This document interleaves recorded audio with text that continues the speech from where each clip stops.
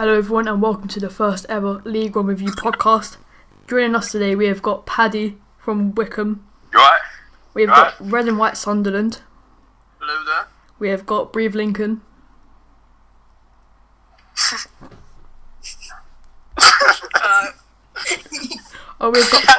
we've got Tyler, Cholton. Yeah, what's going on? We have got Super Saddler Seb.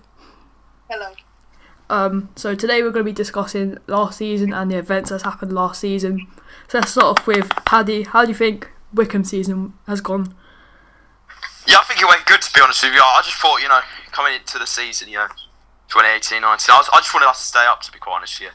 It's about the only thing I wanted, considering, it's first season back, we didn't really have any money.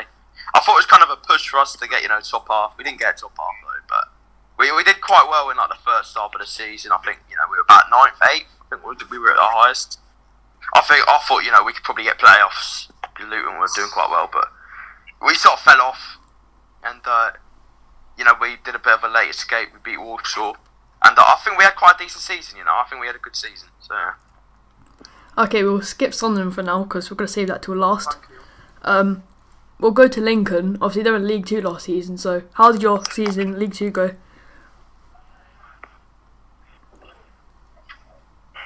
Went well. Didn't expect to win the league, but we did. But promotion was the main aim, but we topped that with the title. Okay, let's move on to Walsall now. Yeah. Oh, he's gone. Okay. Okay, let's go to Tyler. How do you think your season went? Did you say me? Yes. I wasn't paying attention there, sorry. Well, to be honest, it was absolutely unbelievable season, considering that we, of course, got promoted yesterday up to the Championship. But you've really got to look at the circumstances of the club off the field matters, because our club is an absolute shambles off the field, to be honest. And considering the job that Lee Bowyer has done to get us not only to finish third place, but to win it in the last minute of the game to get promoted against Sunderland is an honestly incredible achievement. And yeah, our season's been... Well, we started off quite badly, to be honest. We ended up in 13th in November. Yeah, you lost to us. We had a pretty shocking start. Lost to Sunderland, thanks. Pretty shocking start, but we built ourselves up massively by December, and then, of course, turned it around massively and then got promoted. And I just can't wait to see us in the Championship again next year, where we belong. Well, congrats to you. So let's go on to Sunderland now. The team that thought they were going to walk the league. So how do you think your season went? Hey, look at you now, son. So the season has been half good, half bad, really. We've been in second most of the season. We've never been first this season, which for a team at our size, we were in the Premier League 2 years ago. We've been through thick and thin. I know some teams have been through worse. Look at Pompey. But if you look at us, we've went from the Premier League Championship, finished rock bottom again, down to League One. And we've got a new owner, we've got a new manager. He's been given no money. He had to get 11 new players. Well, no, maybe not 11, maybe 10 or 9 new players into the squad. He had to rebuild the club himself, really. Now, obviously, the seat change, which was 40,000 new seats, if you don't know. That was all funded by Sunderland. And then obviously on the pitch, we've been to Wembley twice, lost twice, which unlucky. But suppose we won Trafalgar Square title twice, so you can't really complain. But yeah, it's been all right for the first season. A lot of people saying Ross out. I'd rather see him stay because Scotland want him, and it's his nation. So it wouldn't be surprised if he didn't turn it. I'd be surprised if he didn't turn it down. But I think next season, don't want to say we'll get the title. I think top 2 will do. Honestly, I don't want to go to the playoffs again. If we get the Checker Trade final again, I'll go. I'll watch us lose again. Even if we go to the playoffs next year and we lose, I'll still be there. And I'm Sunderland until I die. So now on to Gills.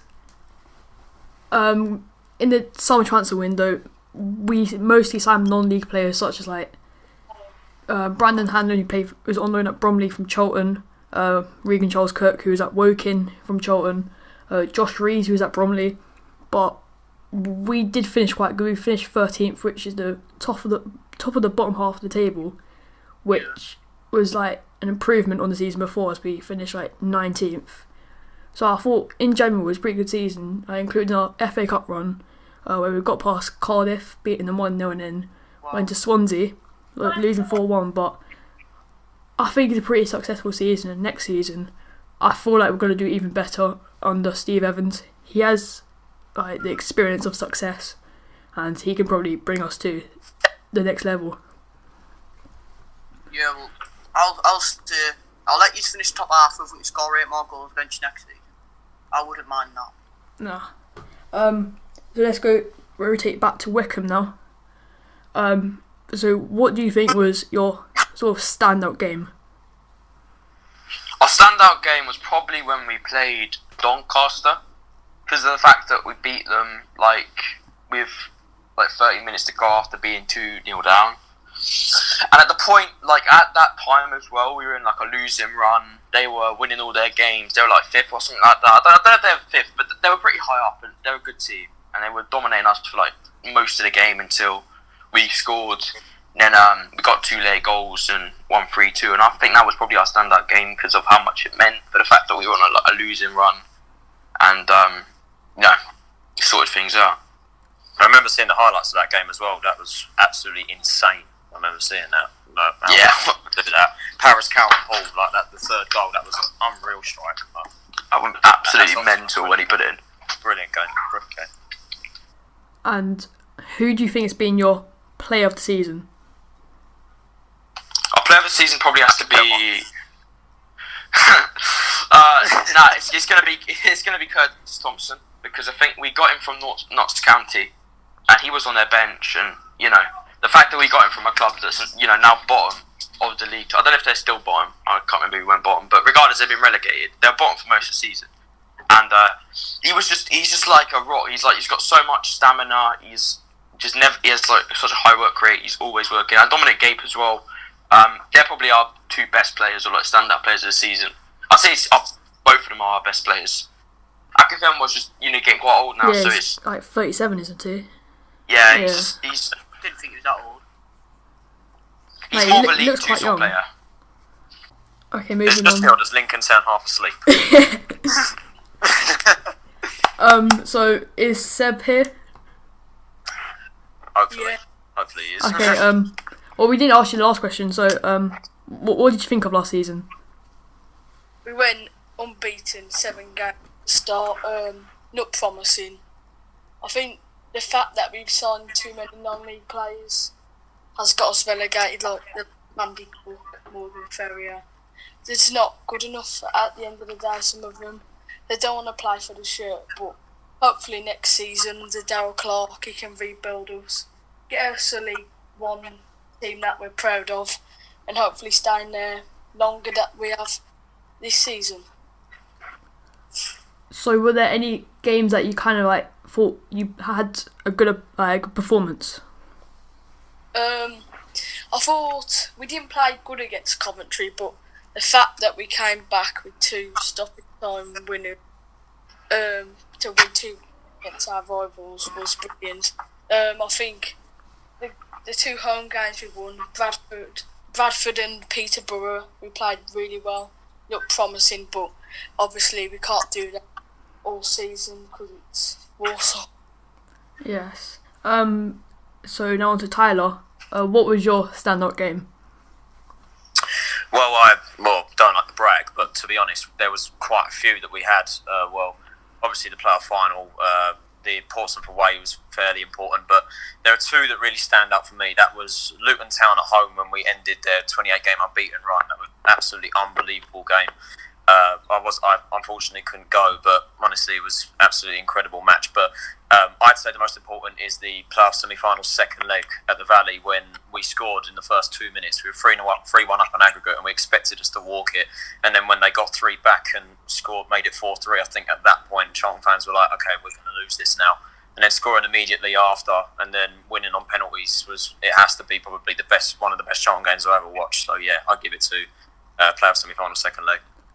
And I think I already know the answer to this, but who's been your best player this season? Well, the obvious answer would be Lyle Taylor, Yeah. but I feel like there's a lot of players in our squad now that literally have got, not enough recognition that they deserve. So I'm going to give an honourable mention here and say Christian Bielik on loan from Arsenal. I feel like he's not got the recognition he deserves. He's a defensive midfielder but can play centre-half as well. But he's honestly incredible. Absolutely unbelievable player. Got man of the match in the playoff final. Unreal talent. I do hope he comes back in the Championship. I think Emery's got his plans sorted out for him. He's going to go back to Arsenal next season and hopefully get some game time. But yeah, the obvious answer is Taylor, but I'm going to give an honourable mention to Bielik.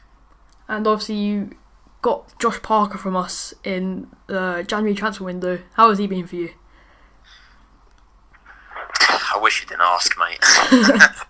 Probably one of the worst decisions. Probably one of the panic buy was the definition of that signing. Like there was no strikers available, so we thought we'd sign any League One striker possible. To be honest, I'd have taken Akin Fenwa over Parker, to be honest, because I feel like he'd have done a better job. But Parker's just absolutely useless, and to be honest, I hope we release him. He's been absolutely shocking for us. Now on to Sunderland. What's been your best game? Okay, well, again, as Charlton, I don't really want to brag, but I've got about maybe 4 or 5 games.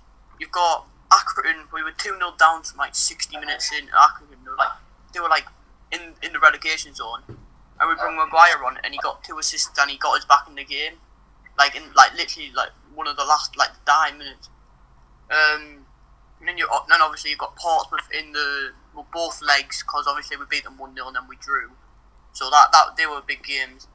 A Checker Trade Trophy final was good, but I think the game against Bristol Rovers in the semi-final was a standout, because that was the goal that sent us to the game that sent us to Wembley. I think that's the last time Will Grigg scored.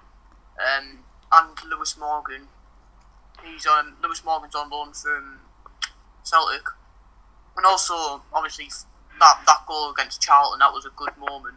I was in a state really. That goal, we didn't deserve that goal. We didn't deserve the game. I wish we went out in the semis, because we didn't deserve to. I'm happy Charlton won in certain ways, because they've got nice fans and all that, but we didn't deserve it. We didn't deserve the win. And on a personal note, Sunderland at home against AFC Wimbledon, we only won that game. But that was a game where at half time I went on the stadium and pitch. I've got a video of it on my channel actually.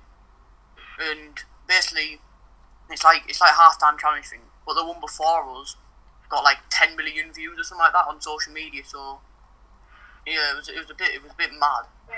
So yeah. That's my favourite moments and games. Now, so same question to you. Who's been your best player this season? Tom Flanagan. Go away, man. Tom Flanagan. Thank you for that goal. Well, obviously you've got to put out there McGeady. McGeady, because I think everyone at least on this chat or most people who watch football would have seen that goal at Wembley. That goal was... Yeah, it was absolutely peach, unbelievable goal. That was probably the best goal I've ever witnessed. Because it wasn't just... I think it was at Sunderland it would be up there, but because it was at Wembley, it was a time we needed to score. Well, not needed, but 30 minutes in, perfect time to score, or whenever it was. And it was just amazing to score, especially the score at Wembley. And the actual goal, how it went in. He scored the second goal as well, which was a bit of a scramble, but he got it in. He scored that.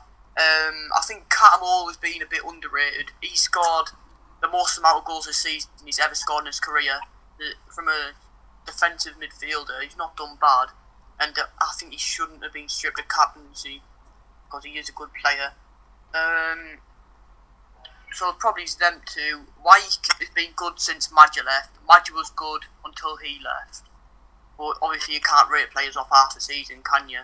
Because Wyke was horrible for the first half, but because we didn't play him. But then Madja was... If we kept Madja, I wouldn't be in this position. We would be in the Championship. We would have went above Barnsley. I don't know. I don't think we would have won the league, but we would have definitely got up into second. I'll definitely say that. So I'd probably say I'll do the same as Charlton. Probably I'll say McGeady probably is best player and Lee Catmull underrated. Alright, so now on to me. I'd say our best performance this season would probably be Luton away. Going there, like them being top of the league, unbeaten in like 23 games at the time, and then for us to go 1-0 down and then reply, and then they'll go 2-1 up and then reply again. I thought it was the best performance I've seen from us this season, and another 2 would probably be our double over Portsmouth. We beat them 2-0 both times, and both of the games we just defended. Like, it was the best defending I'd seen from us probably ever. Also, in the FA Cup, Cardiff, our defending was amazing in that as well.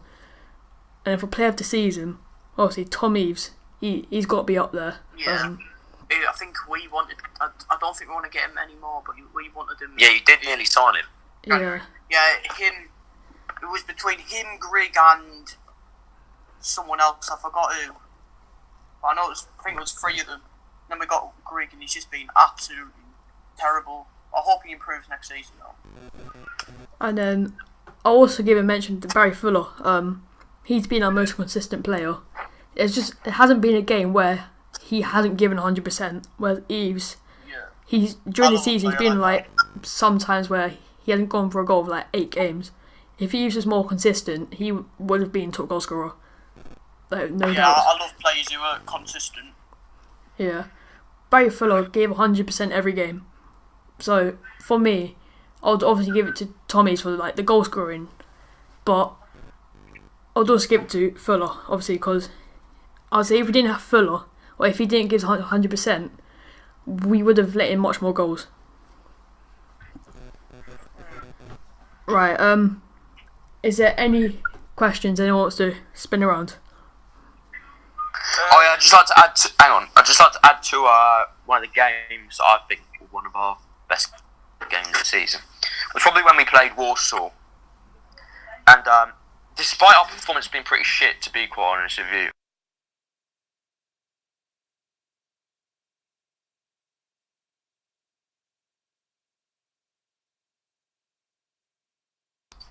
and I'd say that was probably up there as well, one of the best games I've experienced. I've got a question. I'm going to do it for Charlton. I'm going to do it for all of you. Start off with who do you think's got the best fans in the league by your team? Best fans in the league by your team? Yeah, bar Charlton.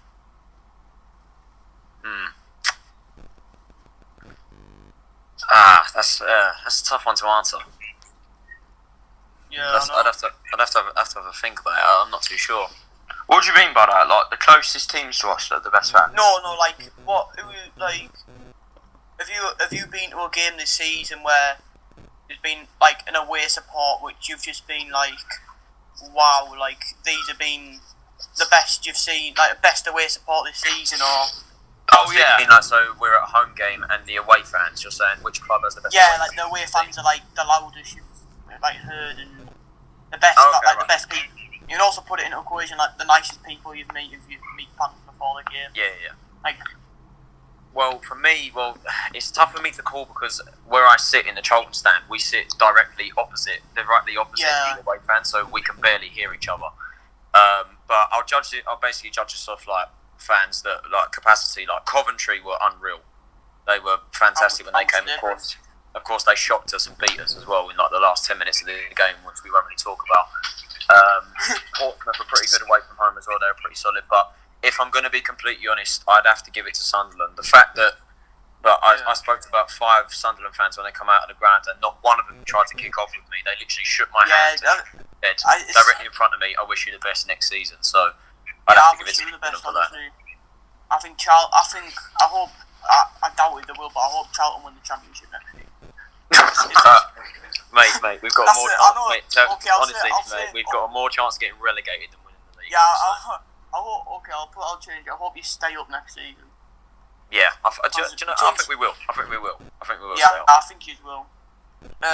I'll ask the same to Jules. What's been the best away spot you've seen this season? Well, it's been 2 teams I've sold out our way in. That's been Charlton and Sunderland.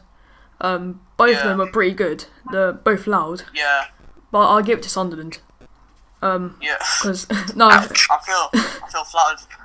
because it was a Wednesday night, and obviously them bringing like Yeah, 2,400. Oh yeah, fair enough. Like, for Sunderland to travel all that way down to Gillingham on a Wednesday night, and I'm going to be brutally honest here that Gillingham's away stand is not spectacular to say the least. Yeah, I know. It's For not Sunderland really. for Sunderland to do that on a Wednesday night, that is true commitment, and yeah, hats off to them. I was talking to this randomly. I was talking to this Palace fan, and he was just on about like for both clubs, football is like a religion. It is like even if you're at work on the next day, it's like even if it's a Sunday, Monday, Tuesday, Wednesday, Thursday, Friday. Even if you're at work, college, school, whatever, we will say that we are ill on the day after because we've been to an away day and it's taken us hours to travel there, hours to travel back. Obviously, you're not going to go straight to school, work, or college, or uni, or whatever, because you'll be tired, won't you? Yeah. Mad. I can definitely justify that by watching Sunderland till I die. But it definitely shows that the fans are so passionate about the club. It literally means the world to them. I think it doesn't just show how much we support Sunderland. It shows how much maybe lower league teams support their clubs. Because it'll be the same with Charlton. Charlton fans will travel all around the country, all around the UK, supporting their team regardless when it is. Same with probably all the clubs in the league. Will probably bar Fleetwood and Burton because their away support isn't good for obvious reasons. But yeah, so Wickham. Who's been the best away supporters you've seen at your season? Then? To be honest, it's one of 3 teams. It's Sunderland, Charlton, or Coventry. And with Sunderland, you sold like the most we've ever had, I think, at our ground. Because we gave you like a whole different stand as well. Yeah. Well, like 2 stands. Yeah, we gave you 2 stands. Like we only have 1 away stand, like 1 big away stand, but we gave you like another stand. To be honest with you, right, I'm not trying to stir anything, but when you did sing, you were loud. You didn't sing a lot. Granted, to be fair, it was a pretty shit game. Like there was a lot of shit house going on. But yeah, I know there was a lot of shit house. In terms of like, the most polite fans, yeah, Sunderland. Like when we came to Sunderland, you had like really welcoming fans. You welcomed us a lot. We always do. I think there's only 2 teams you haven't been welcome to, and it's the 2 sets of fans who've actually done something to us. We, Coventry and Portsmouth, them 2 sets of fans. We met Portsmouth at Wembley. We were the nicest bunch of fans to them. They were the nicest people I met down there. When they came to ours, chucking stuff at our fans, saying all this stuff about us, starting stuff on Twitter and that. That's why we don't like them. That's why we're not welcome to them, because they're starting stuff. Coventry are probably like the worst fans, like in terms of their attitude. They're brutal. They slashed some kid's head open from chucking somehow they got a bottle into the stadium and chucked it down to ours, even though it's illegal and it's not allowed in the stadium. They've somehow done that. That's why we don't like them. Yeah, that's not. Honestly, I didn't feel safe around their fans. Like they're all like proper mad.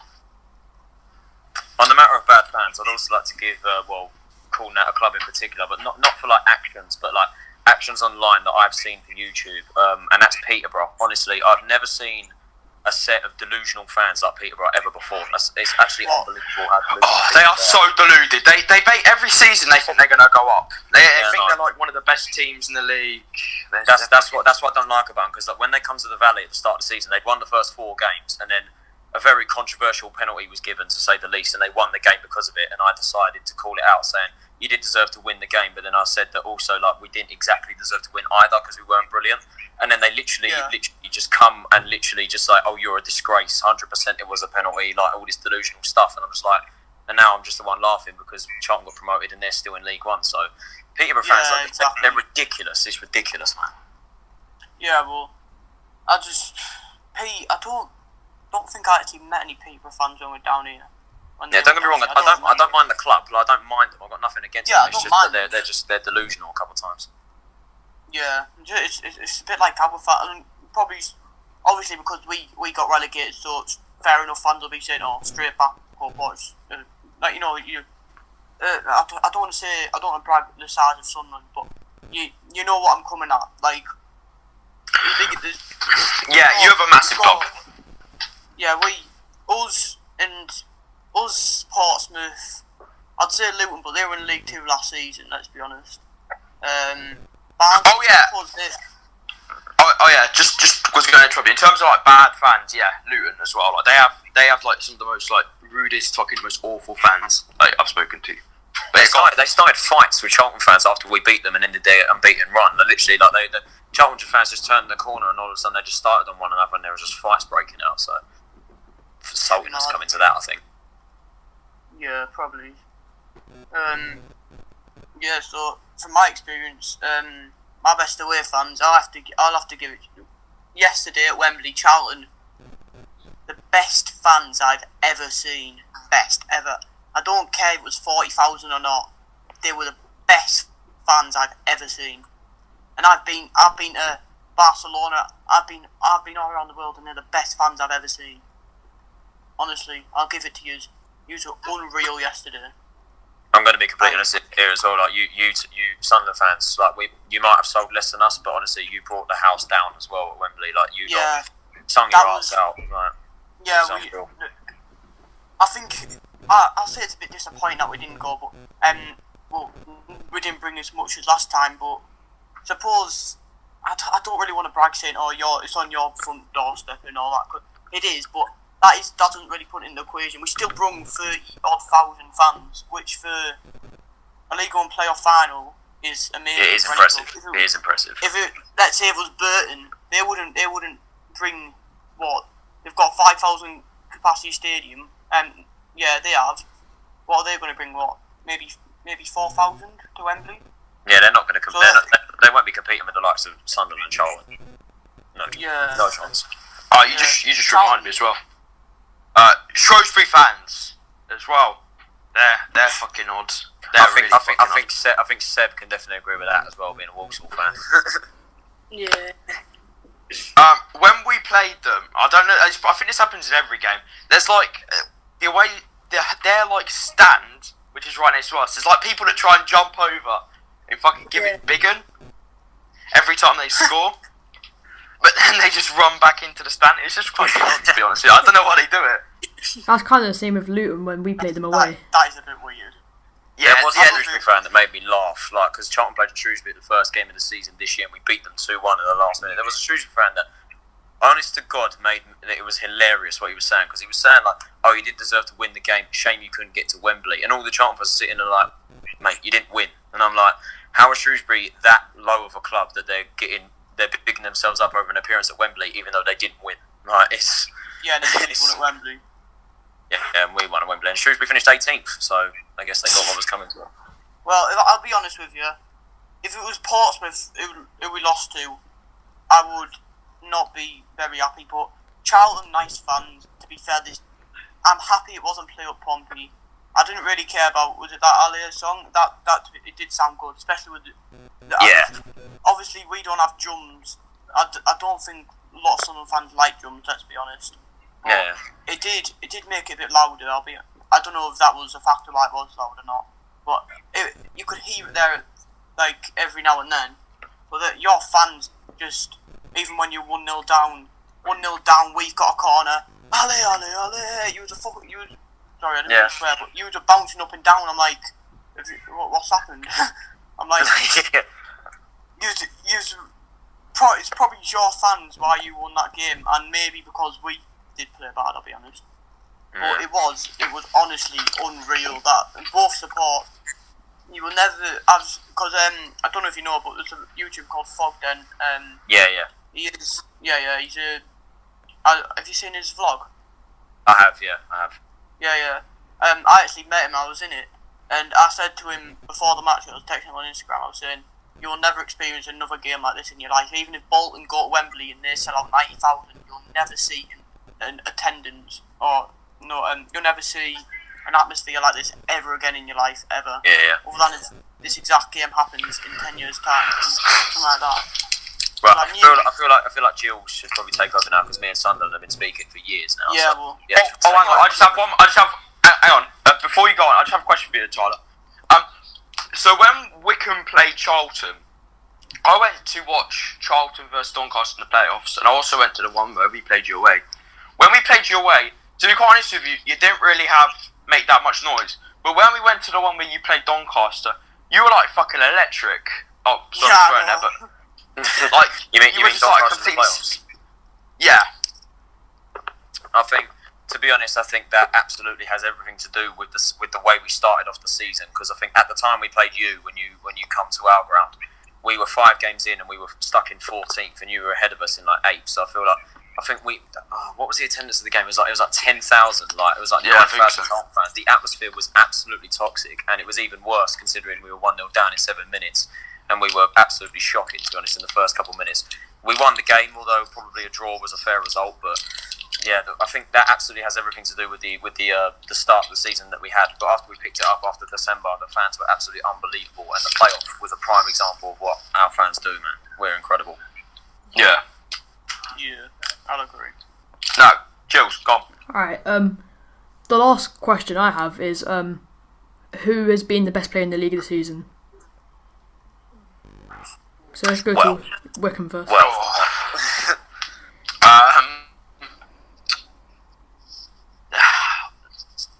I don't know. You don't have to say Lyle Taylor, mate. You don't have to say Lyle Taylor. Wait, who was this for? Wickham. Wickham. Well, I was thinking the top scorer, James Collins, but yeah, he was class. That's what I'd say. He scored against us. I mean, that wasn't really a team he didn't score against, but like he scored against us as well. Yeah, probably him because he was top scorer, but there probably was someone else that was better. Right, that's in my opinion. I think Jamallo's quite good for Portsmouth. Oh God. Right, Tyler. Well, I won't say a Charlton player because that's just completely not right. So,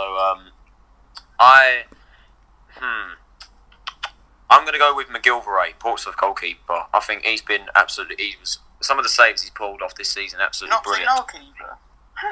Not Brighton. McLaughlin's brilliant as well. But to be honest, the amount of saves some of the stuff McGilvray's pulled off this season is absolutely incredible. Yeah, I'd go McGilvray. He made an amazing save against us when it was 0-0 in the playoff. Yeah. Yeah, he made a brilliant save against us. Yeah, he's good. We were 0-0 at home. Like, it was a simple header. He dived the wrong way, he somehow got it and tipped it over the bar. Yeah. I mean, although he conceded 4 goals against Gillingham, he's alright. So now going on to Sunderland. Obviously, because I've only watched Sunderland this season, I've got to say Begidi, but from another team, see, I don't really watch much League One football. I have to go with James Collins because he's top goal scorer. I'd say Lyle, but after what he done yesterday, not really. No offence, but he did score from he assisted from an offside position. He did annoy me. And then he scored. I have had a look at that. I'm just gonna counter this. I have had a look at that decision. I have to say it is a very close call because people say like this is the clearest of day's angle. I've had a look at that angle. Yeah, it's not very clear, but it was offside. Purrington and that defender. I have to say they're literally in line with each other. Like it's ridiculously close. But I don't know. Like some say it's offside, some say it's onside. But I'll take it because the goal. Yeah, it was very close, but and even the free kick what you eventually scored off for your second, if I remember rightly, that shouldn't have been a free kick. I don't even remember the free kick that led to that goal. So I still don't remember it. Yeah, it was a free kick. Your player front of the post headed it or something like that. No, he went to the back post. Player headed it. McLaughlin would have caught it, but then Oviedo puts it back into your player, and then you score 2-1. Yeah, I know the goal. I just meant like, I didn't know the decision. Yeah. The free kick. So Yeah, I forgot it now, but I remember it. Probably his Collins. Yeah, he's been him and Luton. Him and Little Luton have done all right, haven't they? So I'll give it to him. Fair enough. Gills, if you think. He won Player of the Year as well. So you know. Yeah. Right, I'm going Gills. James Collins. Yeah, James Collins. Because like Yeah. he came up from League 2, then to like be top goal scorer in League 1, like get your team promoted from League 2. I think it's just like an amazing achievement. Jesus, I'm just looking at this now. We're only 9 points off the title. Hey, I'm gonna ask all of you. Is like the worst player that like constantly gets like first team starts. I guess. Constantly gets what?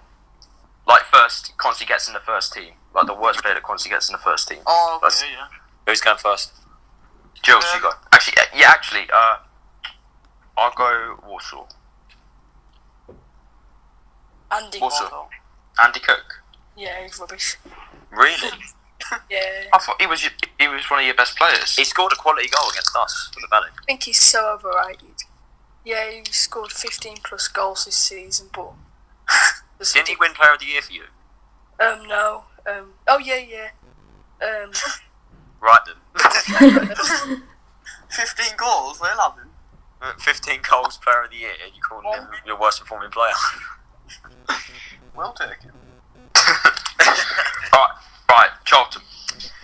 Josh Parker, fairly easy. It's got to be Josh Parker. It has to be, honestly. The bloke he's just ridiculous. Like how Bowyer has the mental capacity to constantly give him. I mean, I know he's our only fit striker because Eagle's injured and Hackett Fairchild's out on loan, but like still, can he not literally like? Can we just lob Johnny Williams up front with Parker? Because Williams does a far better job than Parker. I know he's not a striker, but he could do a better position. But Parker's just he's useless. Like just really move on to someone else. I don't want to talk about him. Right, Jules. I'm going Callum Riley. Callum Riley. I don't know how he's our vice captain. No idea. I mean, he's alright. He can score goals, but he's just not the greatest player we have. I'd put Bingham ahead of him. Bingham's been released today. Not today, but he joined his new club today, Bromley. I don't know how he's gone to non-league. He's not non-league standard. But, yeah, I'll give it to Callum Riley. From vice captain at a League One side to Bromley. That is bad. That is pretty bad. That is shocking. Right, Sunderland. I've got 3 people on my mind. I've got, obviously, we'll agree he hasn't been starting as much, but when he does start, he is dreadful. He played 20 minutes at Wembley. I don't even think he touched the ball. No, probably more. I think it was 30 minutes. Then you've got Ledbetter, who, fair enough, he was. Well, when we had him before, I think he was a Premier League player. He was a good player, and he moved to Middlesbrough in the Championship. He's been good there, but coming down to League One, you think he'd expect him to do good since he's actually dropping the league. But he holds the ball too much. He slows down the play. Even when 1-0 down, he tries to pass it backwards. I just don't know. Then George Honeyman, I don't know how the heck he's our captain. Honestly, he's our captain, and I think he scored 2 goals from midfield, which is not the greatest, but it's not bad. From what I saw on this Sunderland till I die, I thought he was alright. Yeah, he's a genuine bloke. He's a lovely bloke. Yeah, he's a genuine bloke. Like he is Sunderland till he dies. Even if he moves to I know he won't, but if he moves to Barcelona, he will still support. He'll look out for Sunderland all the time. But I just don't think he's been performing as good as you'd hope from him, especially from him being a captain. Well, fair enough, he's young and he's only growing up on the pitch really. But that's 3 players. I wouldn't know how to pick out them. To be fair, probably Greek could have spent 4 million on him. But yeah, that's pretty shocking. Right, it's like 1 million, but it's 4 million if we get to the Premier League and he's still there. Or something like that. Yeah, but still 4 million. Wickham. Right, I've got 3 players. First would be Akinfenwa. Yeah, I was about to say him. He's not really done anything, to be quite honest with you. Like, he's only really been good against shit teams. I don't want to call Doncaster a shit team, but but I mean, he was he's not really consistent. He's not even like inconsistent or consistent. He's just like sort of there. Like some teams can handle him. Some teams can handle him. Some teams can't. It's usually like the lower teams, like the more League Two type teams. They can't deal with him. I'm just going to be honest. I'm just going to be blatantly honest here. He was useless against Charlton at the Valley. He was fucking useless. So, sorry. And then Nathan Tyson. He doesn't like last season. He was all right, like the League Two season. I mean, but in League One he just didn't do anything. He was injured for quite a bit, pretty sure. And then He's been released now, hasn't he? Yeah, he's been released now. When he did play, he was like he didn't do anything. He's only scored like one goal and it was against Gillingham.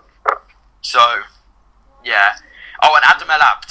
Yeah, that's the last person. It was a young lad you have. I can't remember who it was, but he injured one of your players, and it was like a second bookable offence. I think it was. Oh, was it? It was the guy that scored the goal. Watmore? Yeah, Duncan Watmore. Yeah.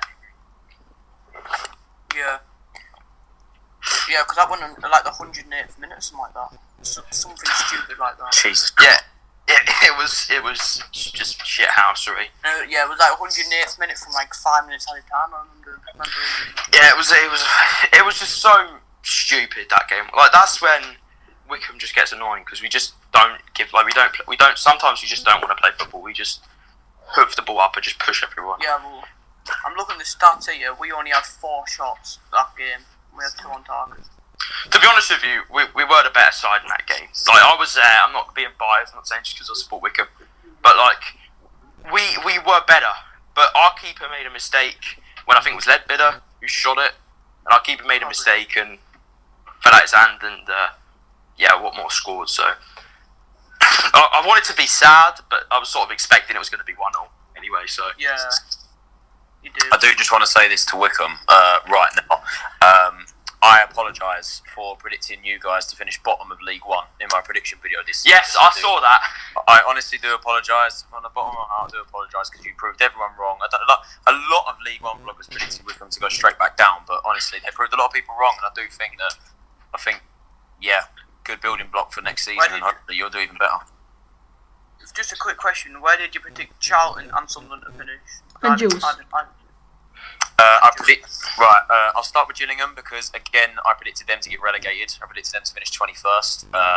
Purely because for me I just couldn't see them staying up. Right, so we're in the same boat here, Jules. Yeah, finished 13th, which proved me wrong.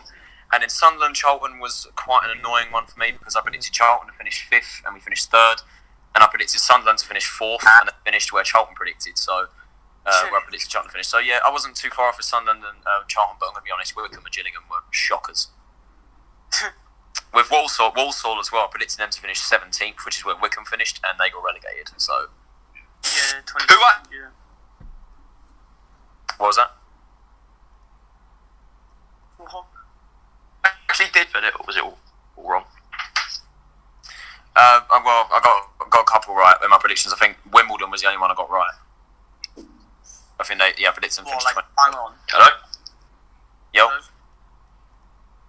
Are we losing Wickham here? Yeah, what I meant was, did you predict, which predictions were right? Like, you know what I mean? I only got one right. Which were right? And that was Wimbledon when they finished 20th. Oh. But I kind honestly, of wanted them to go down. yeah, if you've seen my video, you will see that there is one absolute shocker in there. And you'll probably know what I'm talking about if you have seen it. Luton. Innit? No, It's probably Luton. It was Scunthorpe. Scunthorpe. Yep. They Where do you finished. think they were going to be in? They finished second bottom. Yeah, I predicted them to finish second. Second. Oh, Neil. Yeah, that is. God. Yeah. That's To be fair, It's just because the fact that they finished playoffs 2 years running, I was like, they tend to spend quite well during the window, and then they just go and do that, and then don't they have like the second most expensive squad in the league other than Sunderland? I'm pretty sure Sunderland's pretty most sure they expensive do, is like- Scunthorpe. Like, I was expecting they'd do pretty well. that does tell you a lot, though. Like teams that spend a lot of money, like Scunthorpe, with the second most expensive squad in the league, and they get relegated, and then you get Charlton, who who spent nothing, like not even a penny, and they finish and they get promoted. So we spent like 500k, I think. Sunderland. Yeah. So how long have you supported Sunderland? Like Me? more than 2 years. What do you mean? Like how? Like I've supported them all my life, obviously. Ah, What right. do you mean, Like you support them when they're in the Premier League. Well, I've supported them. I went into games after we went to Wembley against Man City, which is 2013. Like I got a season ticket 2014, so I've been a season ticket for coming up 5 years now, actually, isn't it? So it was a while ago. Yeah, what I was going to say is, how does it sort of feel? Like, it's supposed to be like an insult or anything like that. I'm just kind of curious, like, because it must be gutting.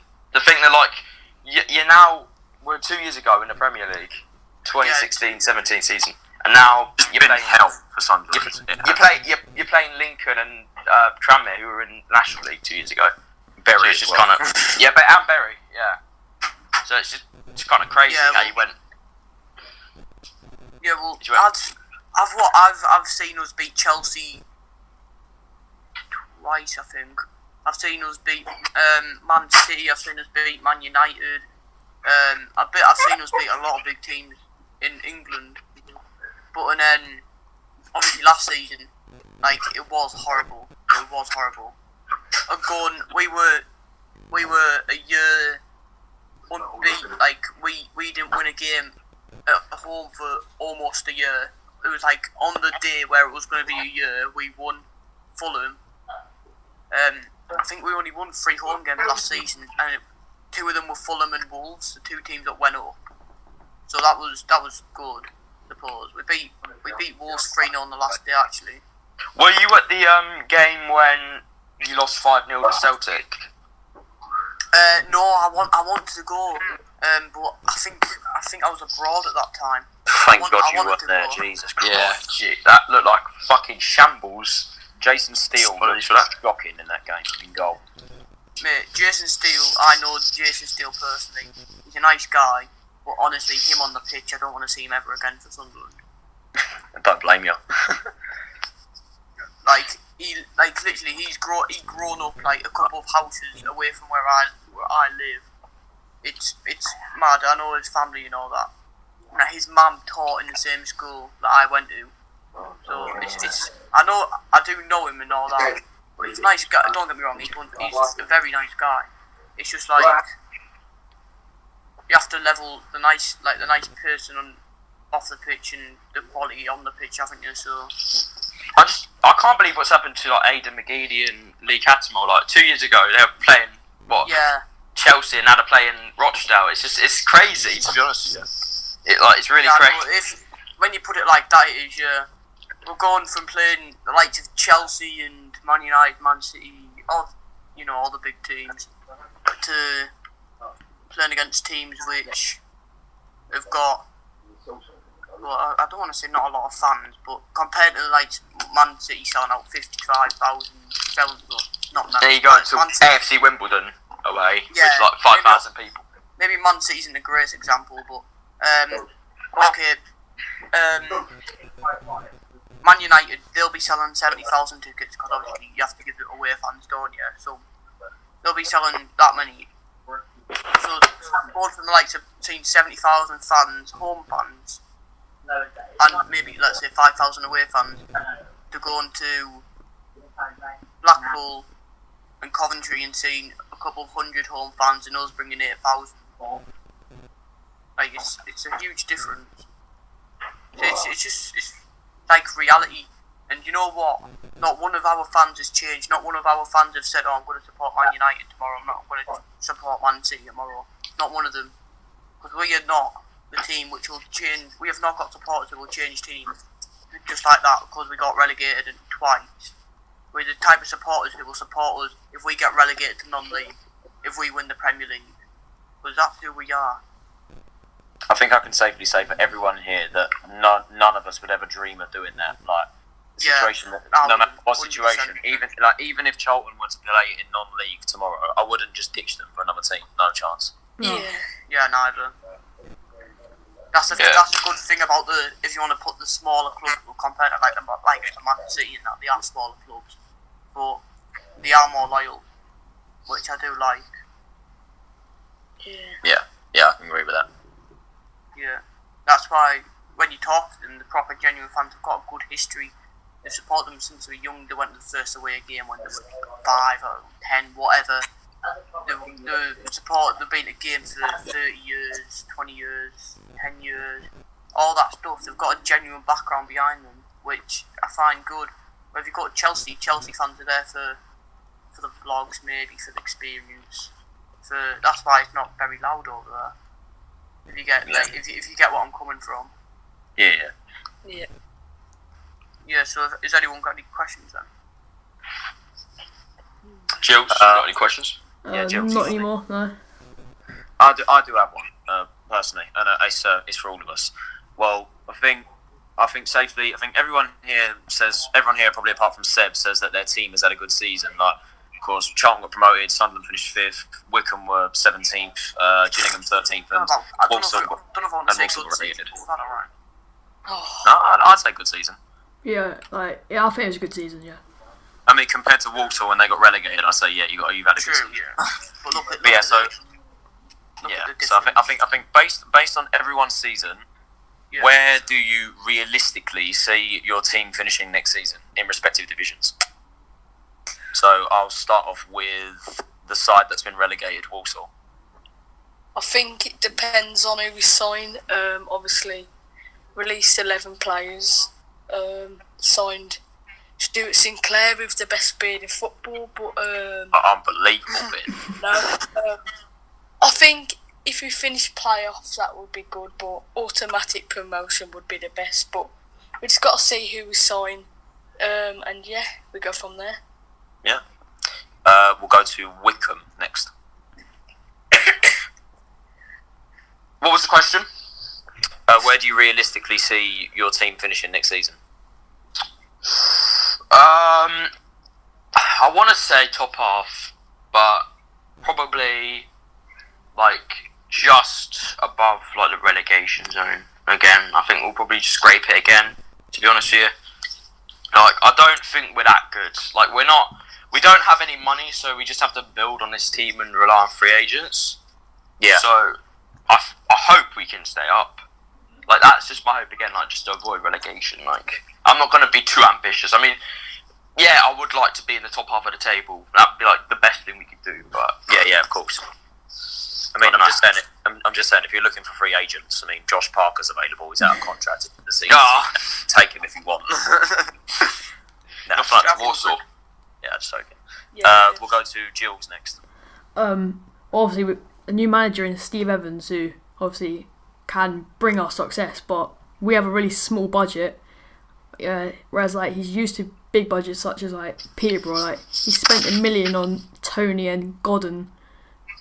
So I think it's his toughest job, but I think he can do well. Yeah. So I see us finishing maybe top half, maybe. Yeah. I can definitely see that under Steve Evans. I think he is a proven manager, pretty decent. So yeah, I can see that. Sunderland. I think we'll finish second. I think, honestly, looking back at this, is probably the worst thing I'll say. But I think we'll be first for, I don't want to say most of the season, maybe half. And maybe we might lose 2 games, then we might just stay in second for the rest of the season. It doesn't bother me if we get promotion. Is promotion really? First and second. It's between a title or not. Title doesn't bother me. It's about just getting up the league, really. Which I was kind of hoping we'd do this season because we were second. What was 6 games to go, something like that, or 5 games to go, and we just bottled it. We lost like 3 out of the last 5, which was stupid because we can't handle any pressure, like. But yeah, I think second. I want to put it out there. I think Lincoln might win the league, but I'm only saying that because Luton won the league. Really? No, I'm only saying that because Luton won the league and Yeah. they were last season, I suppose. But I suppose Portsmouth have got a good shout. a couple of good teams in this league at the moment. I'll be honest. Even the Yeah. teams that got relegated have got a good shout. Like, so if we get promotion, I'll be 100% happy. I wouldn't want to go back to Wembley, but if we have to, we have to. So Yeah. And then as for Charlton, of course, we're in the highest division. We're in well, not highest division, highest division out of all of us in the Championship. Well, for our season in League One, we literally we spent nothing. We didn't spend a penny at all in transfer windows. We signed 10 players and ended up finishing third. That we might get we get away with that in League One, but in the Championship, there's no way in hell we're going to get away with that. We need to at least spend a couple million, but with our ownership being as poor as it is, and then like Roland doesn't want to give us any funding because he hasn't over the past year. It's not like Bowyer can't rely on free agents and loan players forever. And I think if we don't have the funding in the Championship, we're going to go down. No questions asked. We're going to get relegated if Roland doesn't give us any funding. But if he leaves before the start of the Championship season and we can get the funding, I think realistically we will finish. We'll finish bottom half of the table, 100%. We'll be bottom half of the table. We won't be pushing for like top half or automatics or playoffs or anything that nonsense. yeah, I think realistically between 15th to 19th is where we're going to end up. I think realistically we will stay up, but it won't be a pretty season to say the least for us. But I feel like if we don't get the funding, we're going to go down. We're going to go back to League One, no questions asked. nah, I don't think either way. I think you'll stay up. Hope you do as well. I hope so too, mate. But like with the ownership is really bad. Like it's really bad at the club and it's ridiculous. It's not as bad as Bolton and teams like that, but it is poor. The fact to the extent that he's not giving us money and we can't get away with signing free agents in the Championship. It can't be done. Yeah, well, that just on like the topic of owners, you don't realise how bad owners are until you actually get down the lower leagues. At least every team in our league has at least had a bad owner in the last 10 years. That by far. There's been so many. Like, I mean, me and you, Charlton and Sunderland could definitely agree with that. Walsall's ownership's not too great either. Coventry right now they're in a state. Blackpool were until they defeated the Oystons, which congratulations to them. Yeah, congratulations to them. Hull were pretty shocking right now as well. Blackburn aren't great either. Yeah. Yeah, and then they went all the way down to League 2, didn't they, from the Premier League? Which is mad. It does make me laugh at the fact that Chelsea say they've got bad owners, even though they're consistently finishing top six. Yeah, I know, it's stupid. That just makes no sense. And Arsenal as well, to be quite honest. Like, I mean, they always act like they've got bad owners, but let's be honest, mate. You've not really got like Ben Chetty or Oyston as your owners. Yeah, like, Oyston. Yeah. To be honest with you, though, with Blackpool fans, they have this like sort of. I've sort of got a bit like weirded out because they sold out on their game against Southend, but in the next game they only bought like 7k or 6k. They basically didn't sell out again, but it's just they sort of think their whole like they're always saying this Blackpool is back sort of thing, and I mean they're still not attending that many games. I know there isn't any games left, so maybe next season now sell out. Maybe numbers will go up, Yeah. But I mean, for crying out loud, we've sold more season tickets than them. Yeah. I'd say we have, but I suppose we can't really bring us into the equation because we've got a huge fan base and a huge amount of more seats. We've got the biggest in the whole EFL. But when I went to Blackpool away on a Tuesday night, it was sad, to be honest with you, because it's just like nothing was being taken care of. Like It's just empty. It's just it was just like That's how it was with us, because obviously we brought 8,000. Said they bring 3,000, they didn't bring 3,000. I can tell you that right now. They bring about 300, if that. I think I met maybe one or two Blackpool fans, it was disappointing, because normally when you go on a away game, like you normally go to like a pub and there'll be Blackpool and Sunderland. Well, for me, it'll be like the home team and Sunderland fans. There was no one there. I was like, If it wasn't the same circumstances, I'd be calling them shit fans. Sorry for the language, but I would. But you can't really put it down to that. It's because the ownership, really, isn't it? You can't really. I think Charlton could say the same. If our ownership was as bad, we have had bad owners. Don't get me wrong, but it was as bad as that, and even the Oystons are trying to buy them back now, I think, or something like that. Even if stuff like that, I don't think we'd turn up. Especially after, I want to say Premier League down to League One, fair enough. But we got new owners. And we've rebuilt. I think if we were in the state they were this season, I wouldn't be turning up. I'll tell you that. I would, but I'd be selective games because every time you go, it's paying the club money, which goes in normally the owner's back pocket, doesn't it? So yeah. I'm going to be completely honest with the state of our club, to be honest with you. If we didn't win yesterday, our club would have been finished. Like, we'd have been dead. Yeah, wouldn't you have to sell? I was talking to a Charlton fan the day before, and they were saying if you didn't go up, that you'd probably lose your manager, you'd lose most of your team, you'd lose practically everything. Probably. Yeah. And then Roland would have sold the club, even though he's asking for 65 million, which is a complete ludicrous price tag. It's a ludicrous price tag, and also it's also the same thing as well. Like, the owner that comes in, he also wants them to wipe his debt away. And statistically, on paper, the club is losing 10 grand a week statistically. And losses come in last year saying that the club lost 10 million last year. So we are literally. Do you want to know what we were losing? We were losing £200,000 per day. Jesus Christ.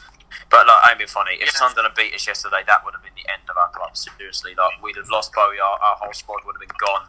We'd have had to have fielded our academy side for the league games. There's no way we could have been able to do anything. So I'm just thankful that we did win the game. But I'm just imagining what it could have been, and the club, the state it would have been in. Literally, we'd have been gone. The club would have been folded. That's it, done. I wouldn't have had a team to support. After hearing that, I'm actually happy that you didn't lose out, because most we've had is a couple of Newcastle fans and Portland fans saying, haha, you lost, you've won nothing, and a lot of stats coming out about, we've lost 8 times at Wembley in the row. I don't know if you know that, but we wouldn't lose our full squad, we wouldn't lose our manager. So in certainty, I'm actually happy that you have went up, plus also because Charlton are a big club, huge club, and I've got a soft spot for Charlton, if I have to be honest with you. And hopefully, obviously not next season, but the season after, hopefully we'll meet in the Championship. Yeah, I do think that'll be a definite. I think Sunderland are going up next season, personally. I think we'll see you next year. I hope we do, yeah. Or I could see all of you and Walsall get promoted and Charlton get relegated. God. Hope we can get promoted. Yeah. Just hope. Yeah, we can only hope and pray, mate. I know.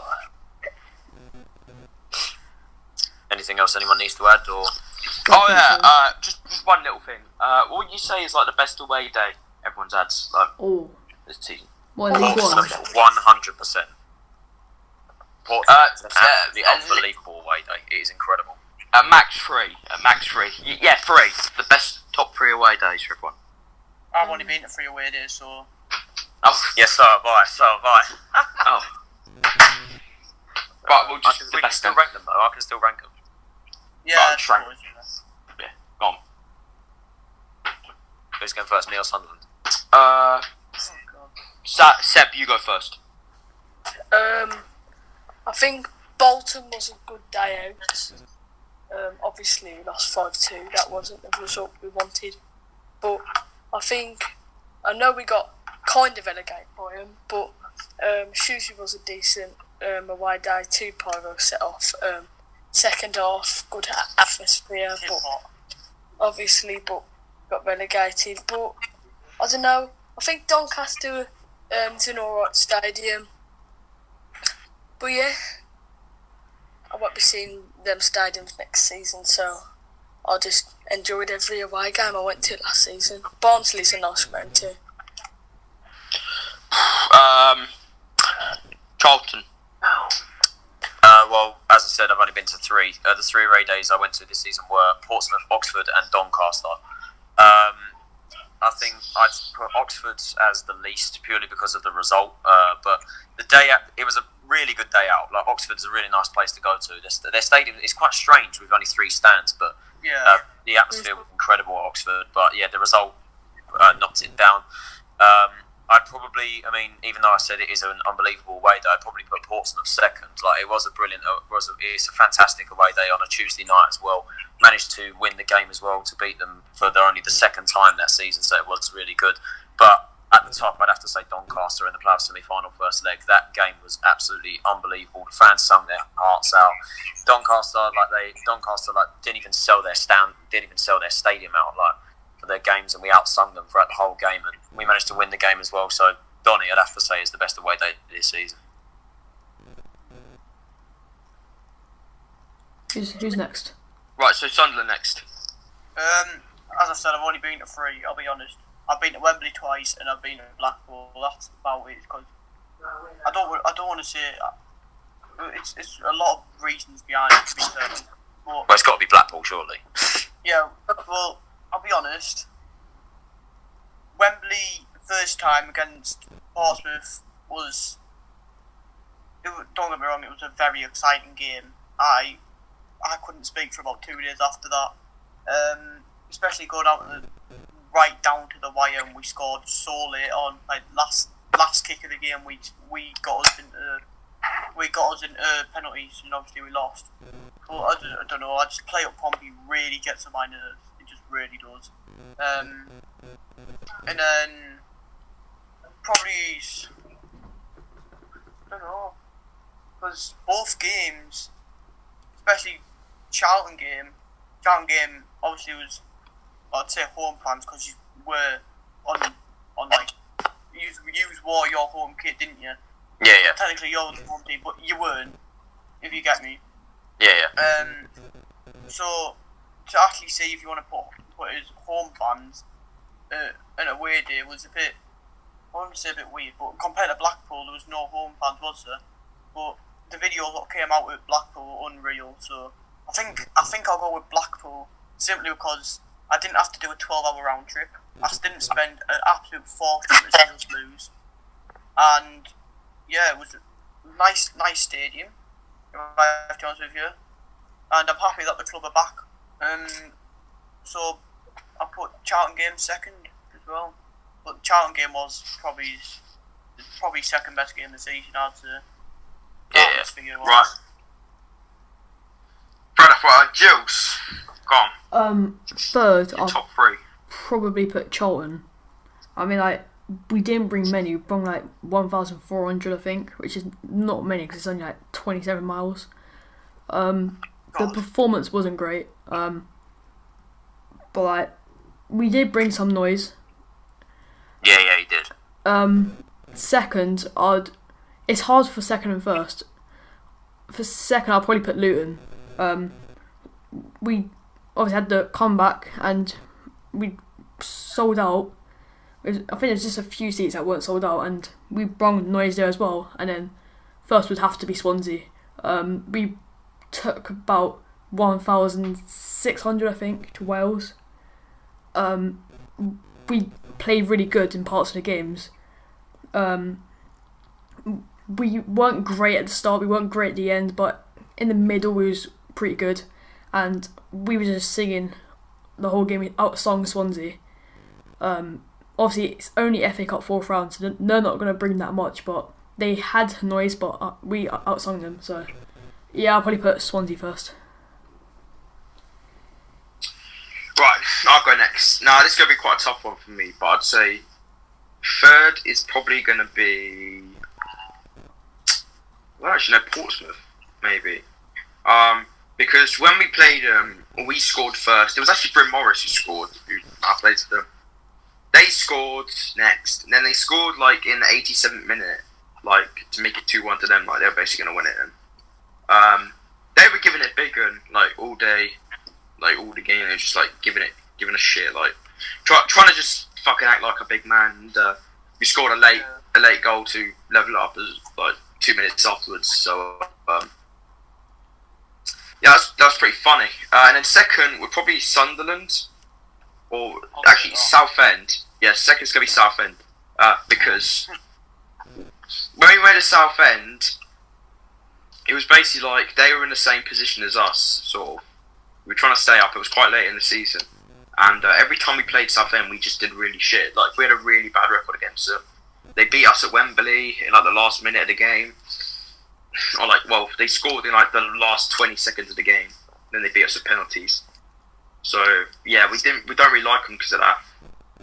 And their ground's but we managed to beat them. Their ground's shit. Their stewards are kind of a bit off it as well. Our stewards are the worst. Our stewards are brilliant. They do absolutely nothing. Yeah, your stewards are all right in Charlton actually. They didn't say anything. In Sunderland they're a bit stricter, but I know in Southend they're a bit. We've got someone got kicked out of the stadium. Don't know if you heard, for sitting because they sat in the wrong seat because they wanted to sit with a mate. Obviously, because the season ticket is in there. But in that game we had 20,000 empty seats or 10,000 empty seats, and they wouldn't let him move. So I'm like, oh man, wasn't that the Mad Mistakes mate Morgan? Yeah. Yeah. I remember seeing that. That's stupid. Yeah, right, I'm up. My top away day was Sunderland. Thank you, I'll take that. Yeah, because I'd never been there before. Yeah. Don't think many people have been to Sunderland, well not in this chat, have been to Sunderland before. I wish I did go to Sunderland, but... Hello, can you still hear me? Yes. Yeah. Yeah. Right, so, yeah, Sunderland, because of the fact that I've never been there before. It is a Premier League ground. It's a Premier League ground.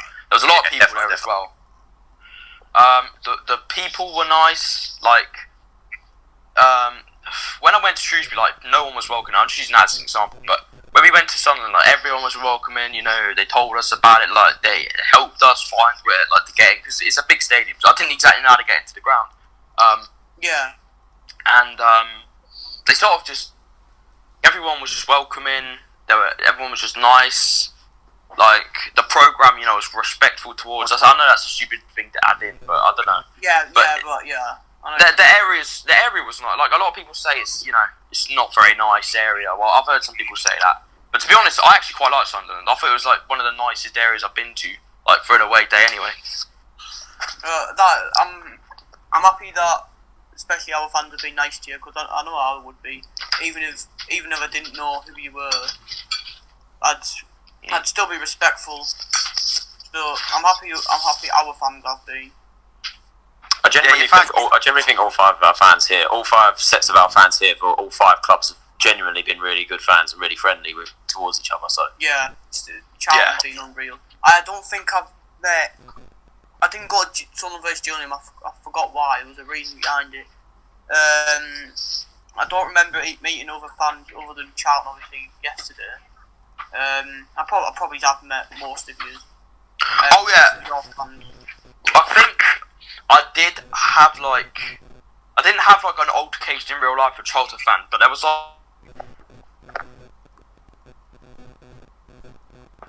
loads of Charlton fans on the Wickham video, and I was sort of hello, can you hear me? Yeah. Yeah, you did cut out halfway through. Yeah. It's just something with my phone. Yeah. So when we played Charlton, there were loads of people on the Wickham comment section, but CFC, I was like, oh, for fuck's sake, I'm just gonna tell them to fuck off. Pardon my language. But I searched up, and apparently you don't actually put your highlights on your channel anyway. So no, we don't. So I was sort of oh, fair enough then. Maybe they just do this on all videos, and you did. So it is very strange why we don't post highlights on our YouTube channel anymore. We do it. I mean, we have a monthly subscription now called Valley Pass. We literally have to. It's I think it's £6.50 a month. It's behind the scenes of all the clubs and stuff and the highlights. But they don't post highlights on the YouTube channel, so I guess that just shows that Roland is that desperate for money that he stops posting on YouTube. You have to pay to watch the highlights. Oh yeah, and you had that. There was I can't remember that guy, but your stadium was really nice. You had that big screen and TV. I don't know what it was. I don't even know what it was. TV, a screen or something like that. It had the scoreboard on a lot of the teams. You did kind of get one of our players' name wrong. Oh, who was that? I'm trying to think who it was.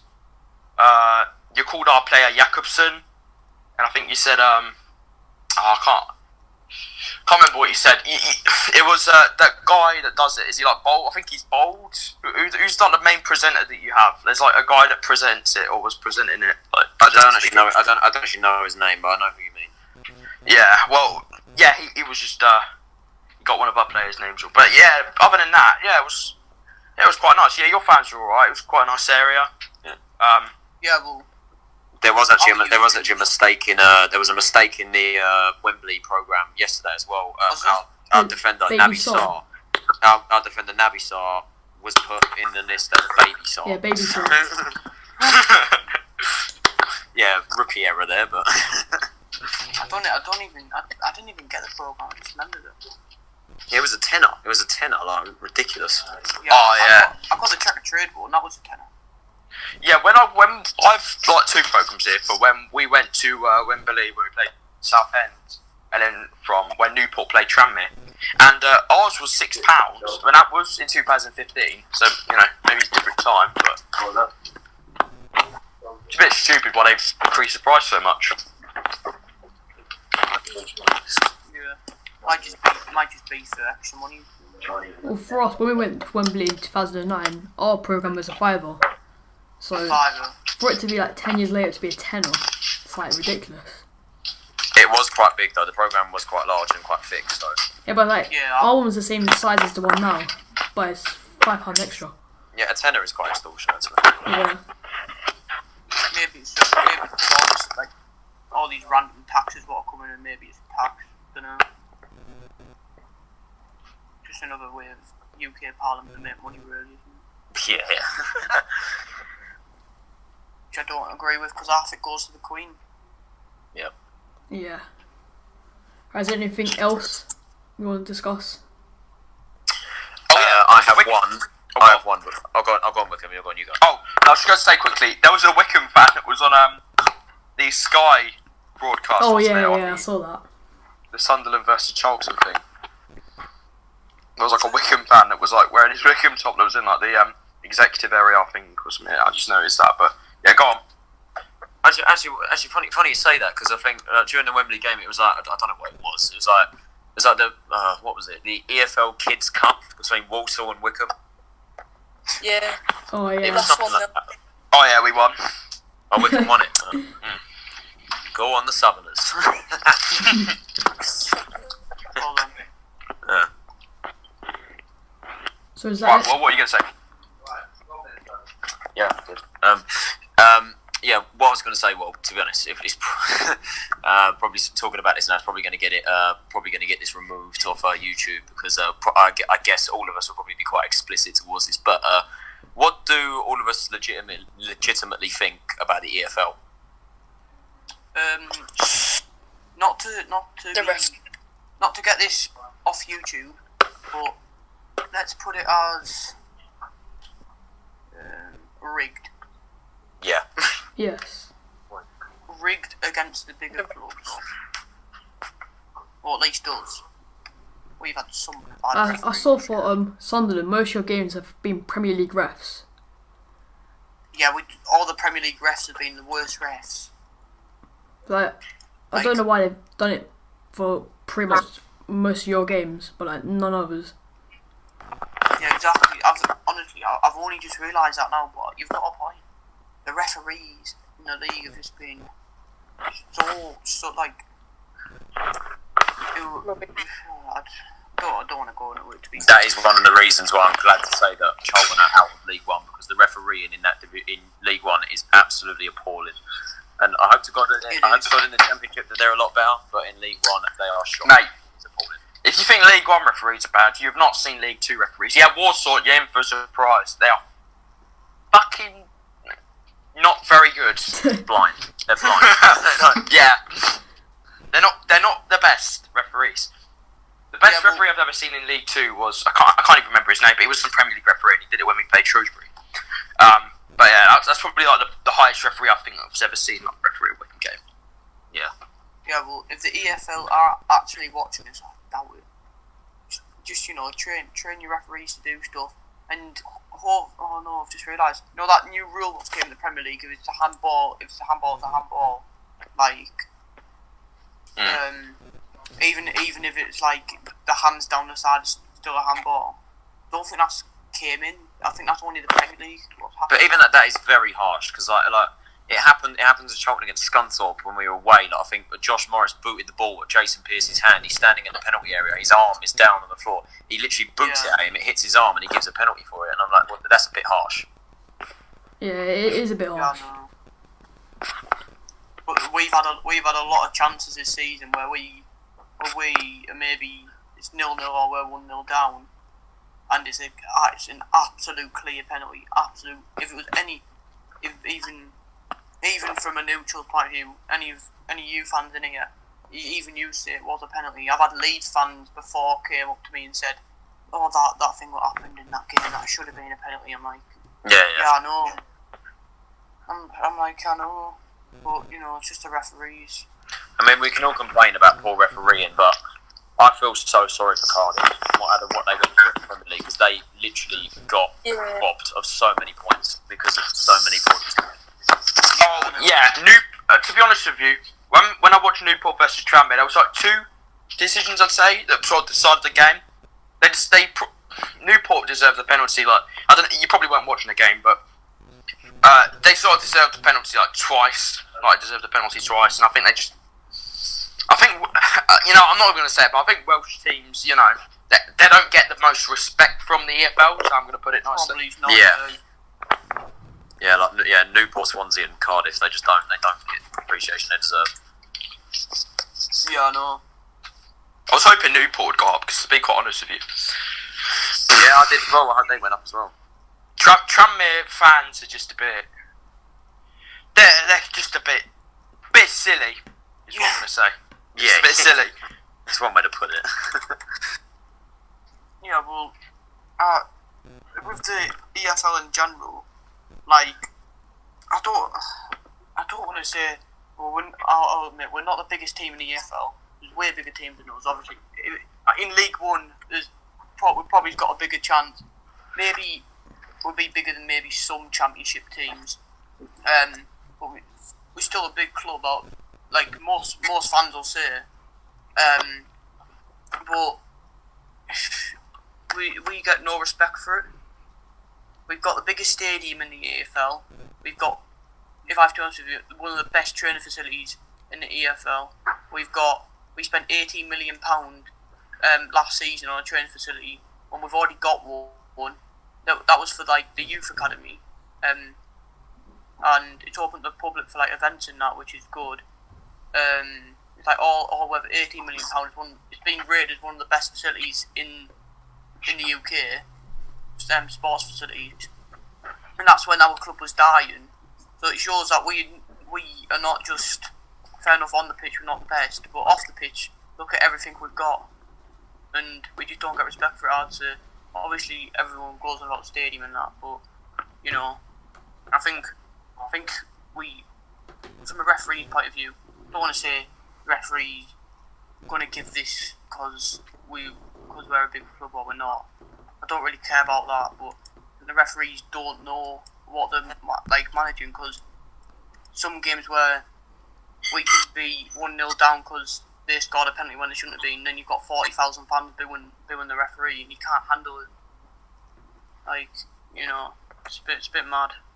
There is a situation last season where like Charlton sort of fought back to the poor referee. I can't remember his name. It's like Russell Lewis or something like that. I don't know his name. But basically, like, I think it was against Doncaster. We were 1-0 up, and I think we had about 3 penalty appeals in the game, and they were all turned down, even though they were blatant state penalties. But we just had them denied, and literally the ref got booed. Charlton has had enough. And then I don't know if you know Bolton striker Josh McGuinness. Yeah. He plays for Bolton now. But basically, as soon as the ref blew the whistle for the second half, I was literally just checking my phone.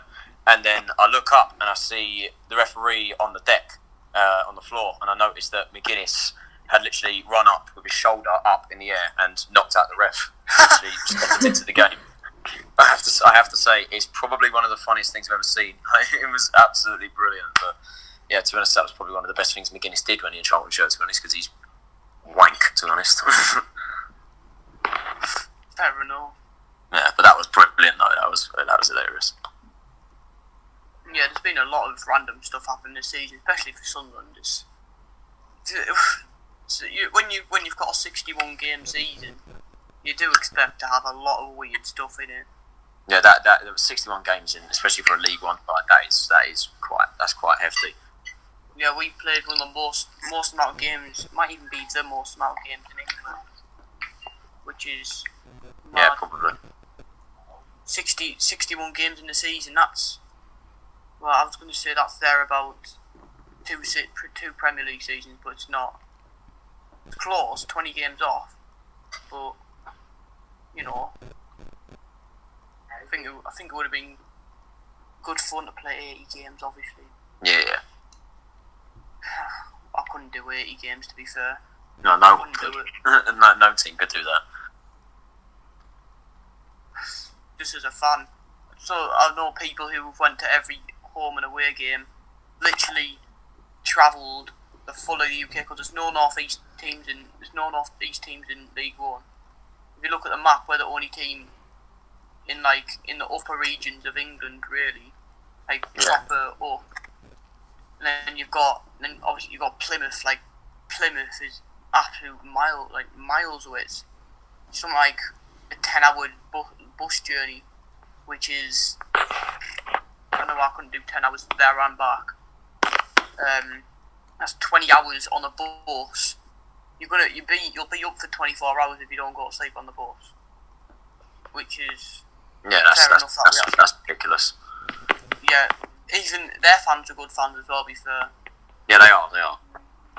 Yeah, they were nice fans. And they got relegated. Even we brought like 2,000 down to theirs, and they brought 2,000 up here.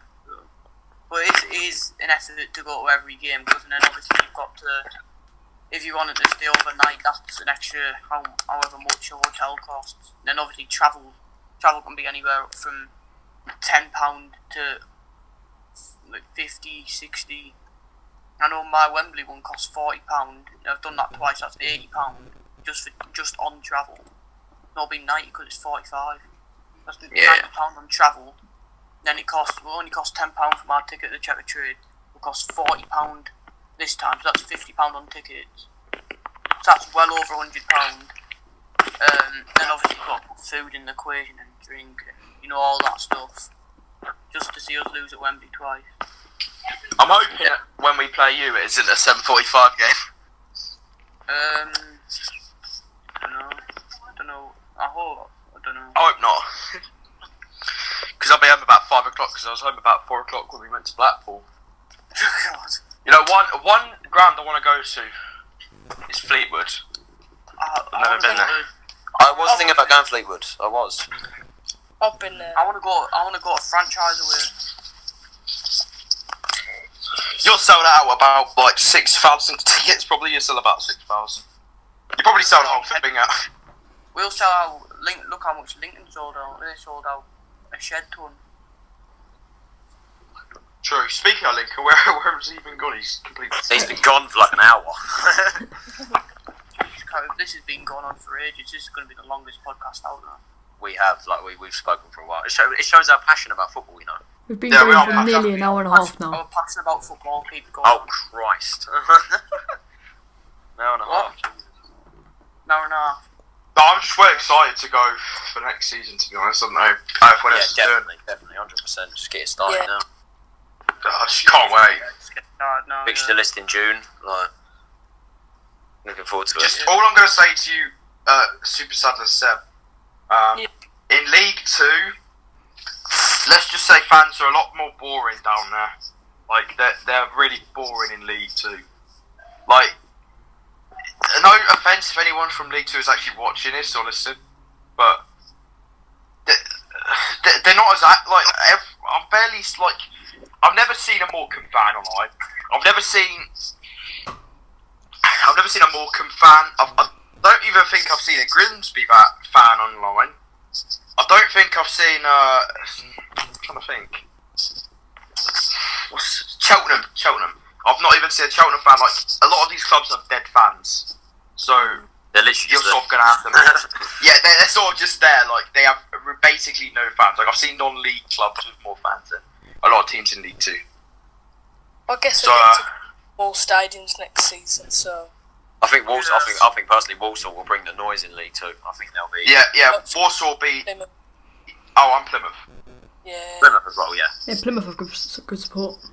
Bradford as well. I think they'll. Yeah, yeah, Bradford. Yeah, Bradford as well. Leyton Orient as well. Yeah, Bradford's a really good stadium. Yeah. Oh yeah, Leyton Orient. Yeah, well, Salford away might be alright. I wonder how Salford will actually do.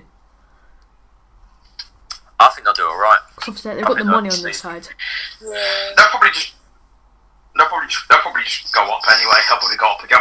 I mean, knowing them, they probably will. Apparently Yeah, they're trying to they're sign probably Connor gonna Chaplin start from again. Coventry. Salford. Really? Yeah. Connor Chaplin. That's a great signing. That'd be a quality sign. That'll be an absolute brilliant song. We need a player like him at Walsall. As I said, take Josh Parker. He's available. Yeah, he's Take a good Harrison player. You take Will Grigg. Yeah, we'll have him. We'll have him back at Walsall. Can we have Will Grigg? I'll have him Mate, back. whoever offers the most. Whoever offers the most. That's going to be a struggle for Walsall. Imagine that quite tough at Might Charlton see as Will well. Grigg going 100k or something like that. Be like an auction, won't it?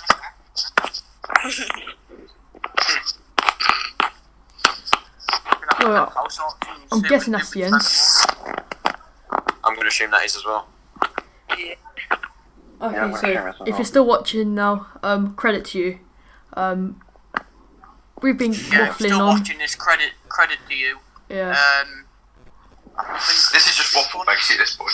We've just been waffling yeah, for an hour and a half. this point. It's like you're all legends for sticking it at this point. Like you probably fell asleep in the first things, but if you Yeah. are still here, then credit. Yeah. We'll be doing another one after fixture release day with hopefully some new people. Thank you for all Hopefully of our Lincoln guests. is awake. And some of the same. Trying to see if I can get a Bolton fan on here. Yeah, try and get Fogden. Oh. Try and get Fogden on it. Yeah, Fogden would be Fogden. sick if we got him on it. Yep. Oh, if we might. can get Fogden on here. Well, I'll try. So thank you for our guests for coming on today. So thank Yeah, you thank for you for coming coming on on here. here. If you've watched this, respect, to be fair. Yeah, all pleasure. All Lot of pleasure. respect. Pleasure being on. Looking forward to coming back on. Yes, So I'll say thanks to Red White Sunderland.